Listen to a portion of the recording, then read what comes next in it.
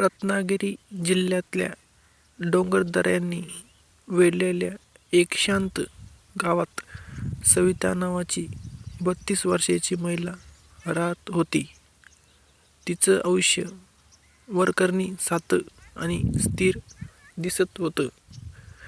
तिचा नवरा शेखर ट्रान्सपोर्टच्या कामानिमित्त वारंवार बाहेर असायचा.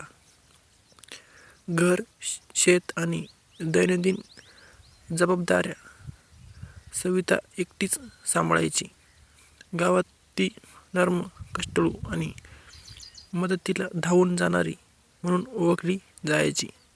पण या शांत आयुष्याच्या पडद्यामागे एक गुंतागुंतीचं रहस्य दडलं होतं.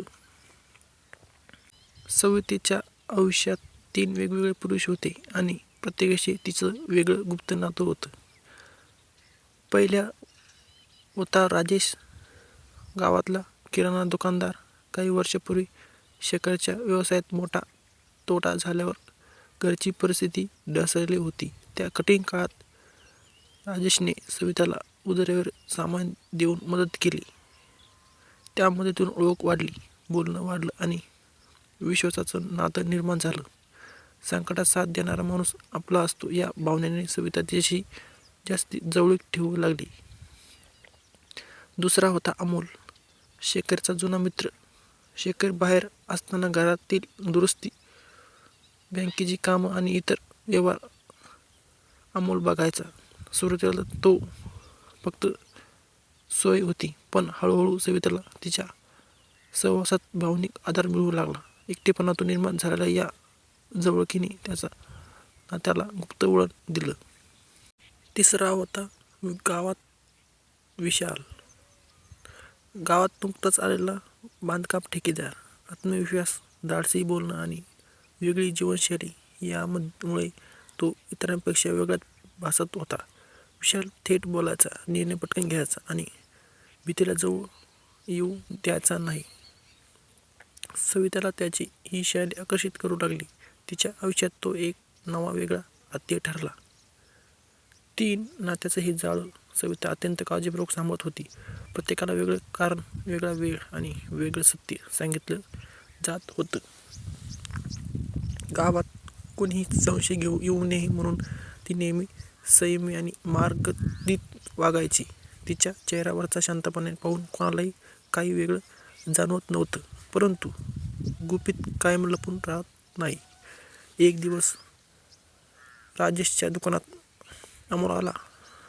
साध्या गप्पांमध्ये सविताने दोघांनाही सांगितलेल्या गोष्टी वेगवेगळ्या असल्याचं त्याच्या लक्षात आलं.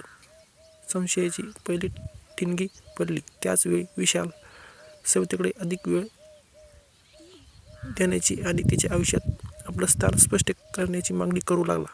3 वेगवेगळ्या अपेक्षा, 3 वेगवेगळे दबाव. सविता संभ्रमात अडकली.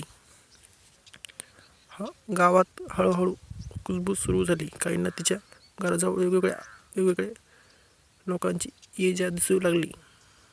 सविताचं मन अस्वस्थ होऊ लागलं, पण सत्य कबूल करण्याचं धैर्य त्याच्यात नव्हतं.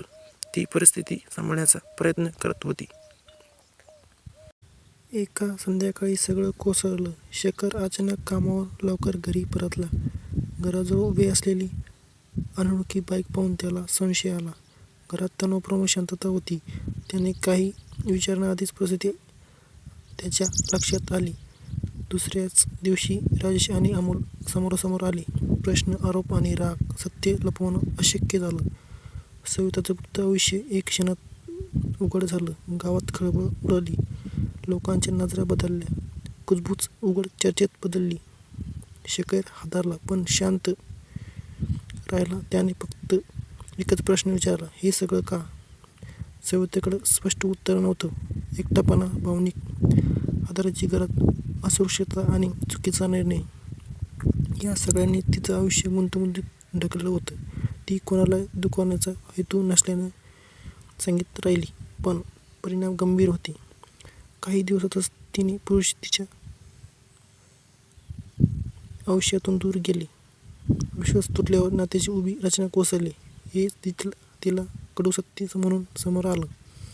शेखरने नात्याला शेवटची संधी देण्याचा निर्णय घेतला. पण विश्वास परत मिळवणं सोपं नव्हतं. दोघांनी वेळ, संयम आणि प्रामाणिकपणा लवकर लागणार होता. गावातली प्रतिष्ठा तुटली होती. चौथ्याला स्वतःच्या निर्णयाची किंमत मोजावी लागली. शांत दिसणं आयुष्य. ही कथा सांगते, गुपित काही काळ लपतात पण सत्याचा आवाज कायम मोठा असतो. विश्वास हा नात्याचा पाया असतो. तो ढासळला की संपूर्ण आयुष्य हलतं आणि कधीकधी एक चुकीचा निर्णय अनेक आयुष्याचा मार्ग बदलून टाकतो. तर मित्रांनो, तुम्हाला हा व्हिडिओ कसा आवडला कमेंटमध्ये नक्की सांगा. चॅनलवर नवीन असाल चॅनलला सबस्क्राईब नक्की करा.